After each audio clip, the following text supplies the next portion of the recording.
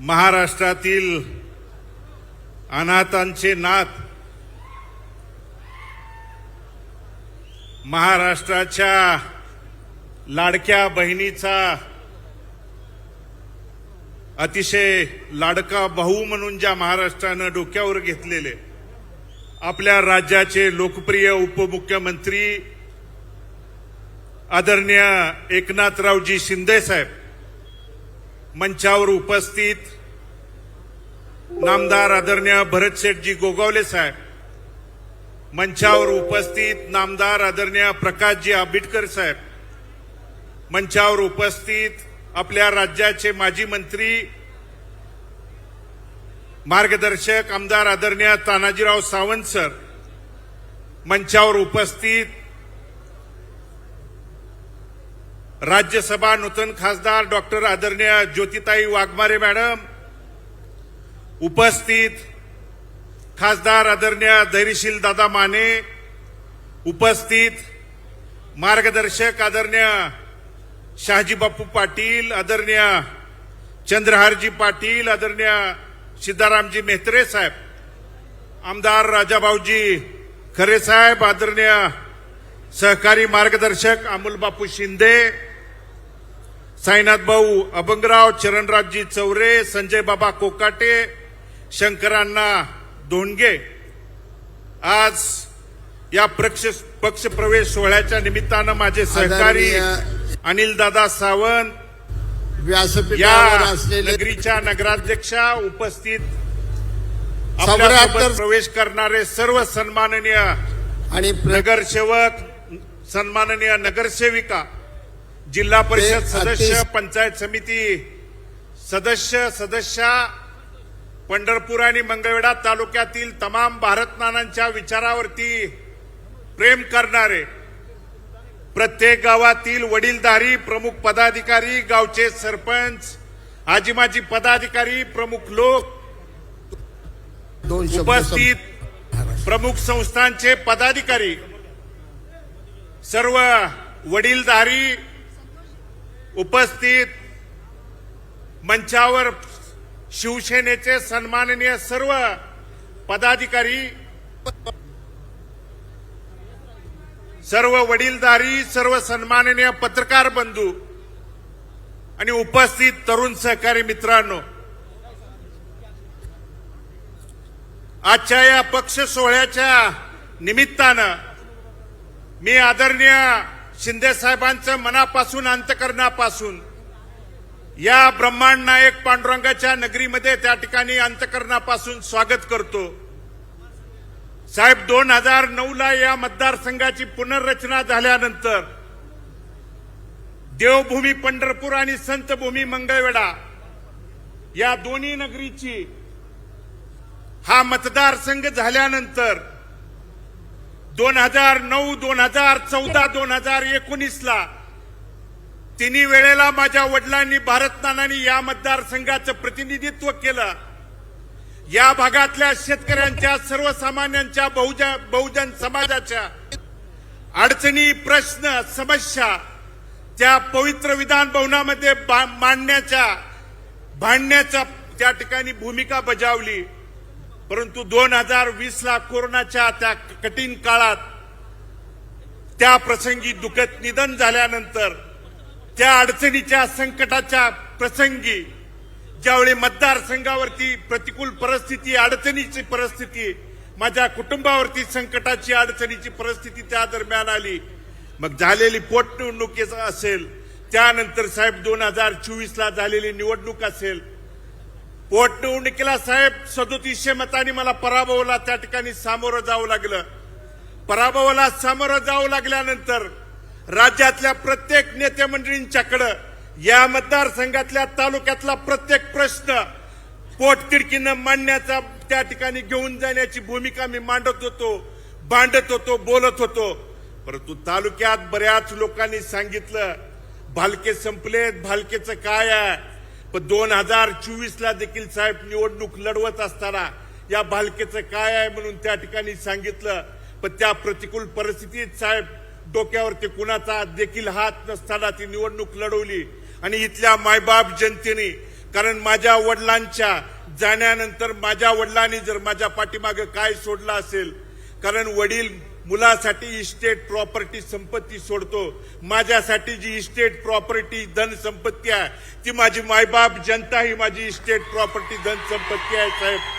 मला 1,16,717 मतदार बंधू भगिनींनी आशीर्वाद देऊन पाठबळ देण्याची भूमिका त्या दरम्यान बजावली. 8,400 मतांनी त्या ठिकाणी पराभव स्वीकारावा लागला.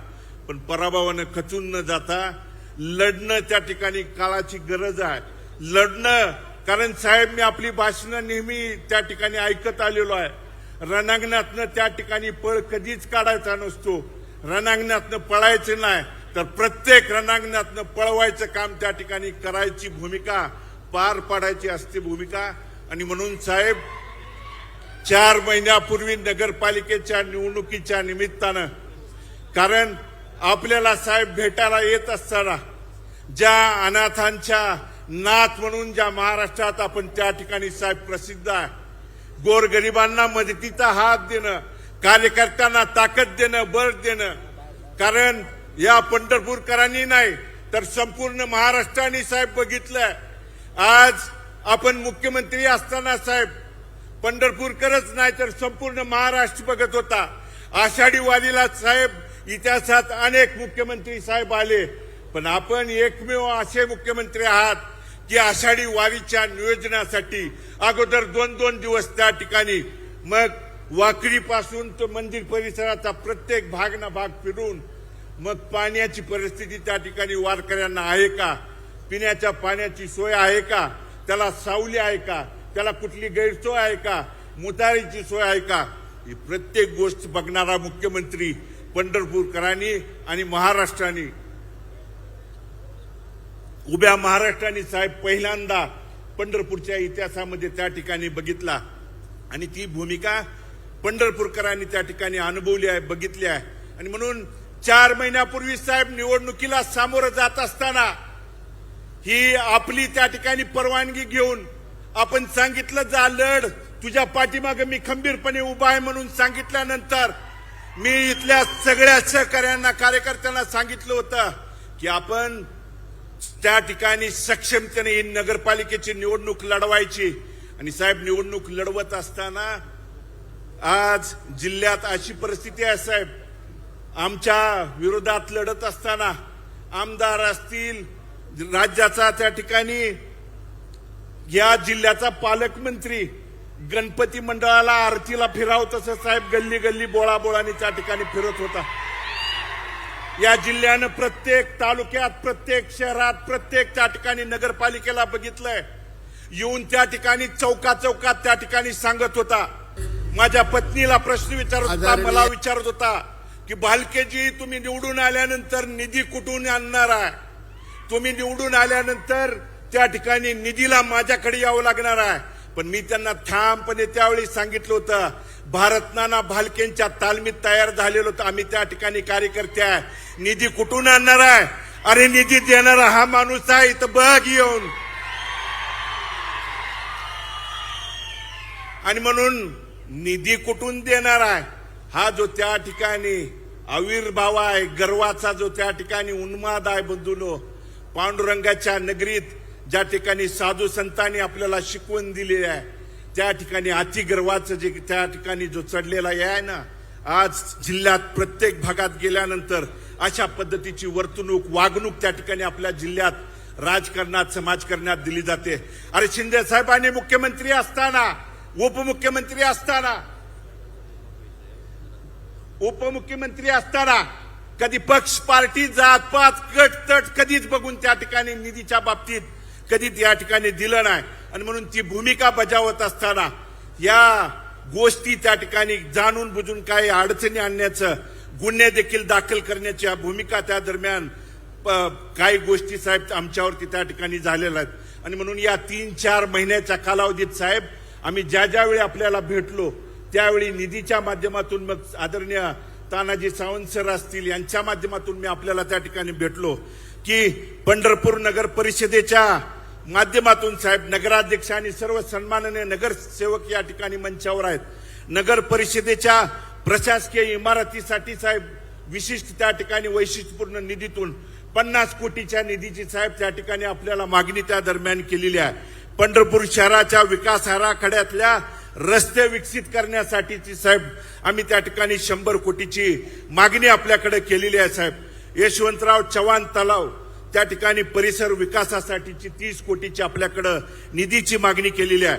वैशिष्ट्यपूर्ण निधीच्या संदर्भात साहेब कार्तिक वारी, आषाढी वारी आणि इतर त्या ठिकाणी ज्या वाऱ्यांच्यासाठी जो निधी दिला जातोय तो निधी वारी त्या ठिकाणी आषाढी वारीच्या 10-15 दिवस आधी दिला जातो.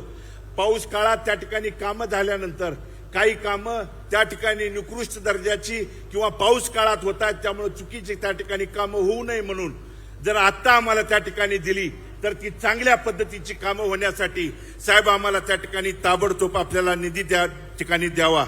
GFRP जे शॉकप्रूफ पोल साहेब आम्ही त्या ठिकाणी आपल्याकडे मागणी केली की जेणेकरून शॉकप्रूफ पोल जे विजेचे त्या ठिकाणी शॉक लागून इथं जवळजवळ 25-30 लाख आषाढी त्या ठिकाणी जी यात्रा आषाढीच्या वेळी भरते त्यावेळी कुणालाही इथल्या वारकरी येणाऱ्या महाराष्ट्रातल्या येणाऱ्या वारकऱ्यांना शॉक लागणं त्या ठिकाणी दुर्घटना होऊ नये म्हणून त्या दरम्यानची त्या निधीची त्या ठिकाणी मागणी केलेली आहे. पंढरपूर शहरामध्ये साहेब त्या ठिकाणी अद्ययावत असं क्रीडा संकुलाचं त्या दरम्यान मागणीचं आपल्याकडे ती मागणी केलेली आहे. आणि दुसरं जे संतांची नगरी म्हणून मंगळवेढ्यामध्ये साहेब जी प्रसिद्ध आहे त्या नगरीमध्ये 24 गावच्या उपसा सिंचन बाबतीतल्या योजना आहे आणि जगज्योती महात्मा बसवेश्वराच्या स्मारकासाठीचा वर्षानुवर्ष साहेब महात्मा बसवेश्वराच्या स्मारकाच्या बाबतीतला निधी ज्या महात्मा बसवेश्वरांनी 13 वर्षाचं वास्तव कर्मभूमी म्हणून मंगळवेढ्याच्या नगरीमधून जगाला त्या ठिकाणी समानतेची त्या ठिकाणी संदेश दिला, त्याचं त्या ठिकाणी कुडल संगमच्या धर्तीवरती आपल्या मंगळवेढ्यामध्ये त्या ठिकाणी स्मारक व्हावं यासाठी साहेब त्या ठिकाणी स्मारकाच्या निधीच्या बाबतीत आणि संत चोखामेळा स्मारकाच्या निधीच्या बाबतीत त्या ठिकाणी निधी मिळावा ही विनंती आपल्या माध्यमातून करतो. आणि सन्माननीय आदरणीय आरोग्यमंत्री साहेबांना देखील एक विनंती या दरम्यान करणार आहे की कॉटेजला 200 बेडचं त्या ठिकाणी आपल्याला त्या ठिकाणी घोषणा झालेली आहे त्या बाबतीत करून जे वाकरी पालखी तळावरती त्या ठिकाणी ते ट्रामा केअर सेंटर साहेब आपण आषाढीच्या वेळी त्या ठिकाणी येऊन पाहणी करून देखील त्या ठिकाणी गेला होता, ते देखील करावं ही मागणीच या दरम्यान करतो. एवढंच विनंती या निमित्तानं करतो. आणि मी पुनश्च एकदा आदरणीय साहेबांचं अंतःकरणपूर्वक मी आभार या दरम्यान व्यक्त करतो. आणि साहेब आपण जो आमच्यावरती विश्वास दाखवलाय या पक्षामध्ये भविष्य काळात आदरणीय बापूंनी सांगितलेल्या पद्धतीनं या पक्षवाढीच्यासाठी भविष्य काळात आपल्या विचारानं जास्तीत जास्त त्या ठिकाणी आपल्या जिल्ह्यात त्या ठिकाणी शिवसेनेचे आमदार निवडून देण्यासाठी आम्ही भविष्य काळात आपल्या सोबत त्या ठिकाणी ताकदीनं लढून त्या ठिकाणी आपल्या सोबत राहू एवढंच या निमित्तानं अभिवचन देतो. आणि मी माझं मनोगत थांबवतो. धन्यवाद. जय हिंद, जय महाराष्ट्र.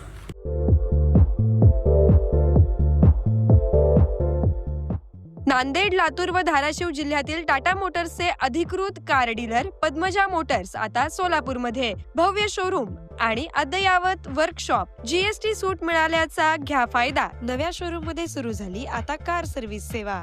पद्मजा मोटर्स, विमानतळ जवळ, होडगी रोड, मजरेवाडी, सोलापूर. मोबाईल 8600 02 2617.